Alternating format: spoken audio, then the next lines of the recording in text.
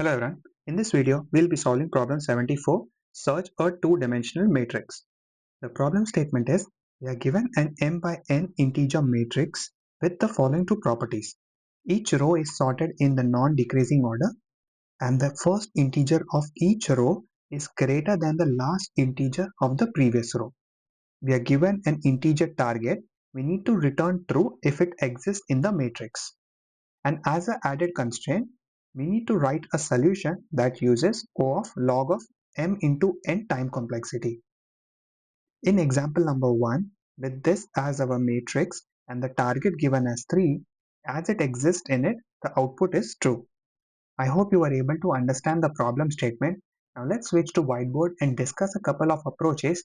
We'll start with the naive or a brute force approach without considering the time complexity constraint, and follow up with an optimized one to match that requirement. In the brute force approach, we'll iterate through all of the cells in the given matrix and compare it against the target given to us, and if the value matches, we'll return true or else we'll return false. That's the most simplest approach we can use to solve this problem. The only caveat to that is its time complexity. This approach gives us the time complexity of O of m into n, where m and n are the size of the grid. As we are iterating through all of the elements, the time complexity will be higher. Now let's discuss how we can optimize this solution to match the time complexity requirement. Another way to solve this problem is by using binary search algorithm.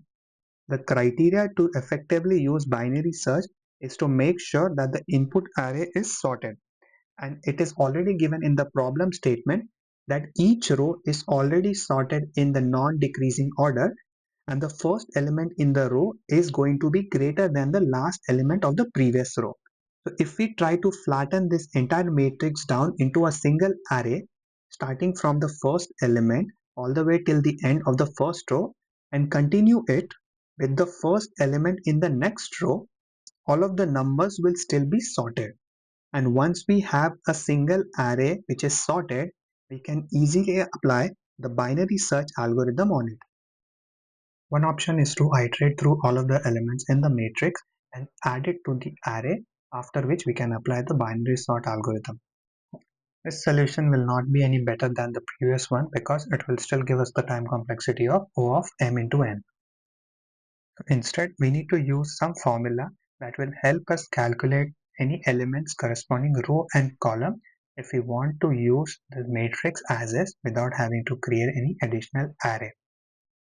If you're not familiar with how binary search works, the idea is to calculate the midpoint of an sorted array and compare it against the target. There can be three possible outcomes. One is the value is equal, which means we found the target we are looking for, so we can just return true. Another scenario is where the midpoint is greater than the target, which means the target should exist in the first half of the array. So we'll leave the left limit of the array as is and update the right limit to midpoint. And the last but not the least is the midpoint is less than the target, which means the target is on the right side of the subarray.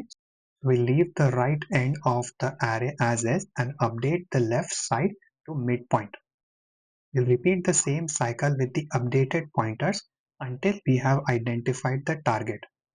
With this solution, our time complexity is improved to O of log mn, where m and n are the size of the matrix, while the space complexity is O of 1, that is constant space, as we are only using pointers to point to the ends of the subarray to calculate the midpoint.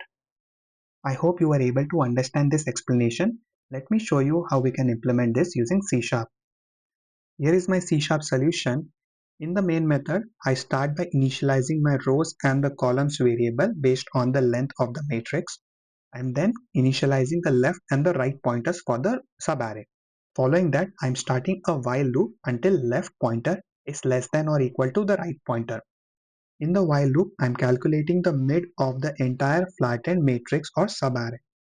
Using the mid of the flattened matrix, I'm calculating its corresponding row and the column value by using the division and mod operation and comparing that mid value against the target. If the value matches, then we return true without continuing any further calculations.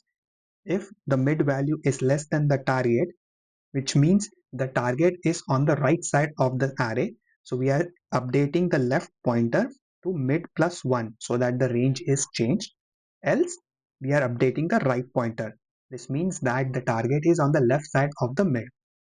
The while loop will continue until we return true or the left pointer is less than or equal to the right pointer. If we don't find the target and the left condition is breached, then we exit out of the while loop and return false. This code, when submitted on LeetCode, beats 100% of the submissions in terms of runtime and 17% in terms of memory. Thank you for watching this video. I hope you were able to understand the explanation. The details to access the source code is available in the description below. Feel free to check that out, and I will see you in the next one. Thank you.